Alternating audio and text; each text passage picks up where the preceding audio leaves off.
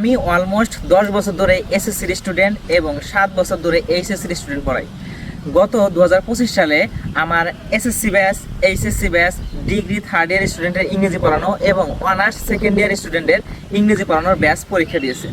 তো এইগুলা ব্যাচ পড়ানোর মধ্যে যতগুলা স্টুডেন্ট আমি পড়াইছি, এই প্রত্যেকটা গ্রুপের মধ্যেই দুই ধরনের স্টুডেন্ট রয়েছে। এই দুই ধরনের স্টুডেন্টের মধ্যে এক ধরন আর এক ধরনের একদম পুরোপুরি বিপরীত। যেমন সহজ এর বিপরীত হলো কঠিন, বেশি সহজ এর বিপরীত হলো বেশি কঠিন।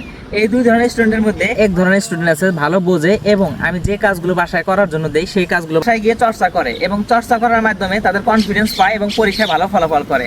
আর এক ধরনের যে স্টুডেন্ট আছে এরা ওই প্রথম ধরনের চেয়ে খুব ভালো বোঝে এবং তার সমতুল্য বোঝে, কিন্তু এরা ওভার কনফিডেন্সে থাকে, মনে করে আমি তো বুঝি, আমি তো এগুলো পারবো, এত সহজ জিনিস আবার চর্চা করা লাগে, এই জন্য তারা বাসায় চর্চা করে না।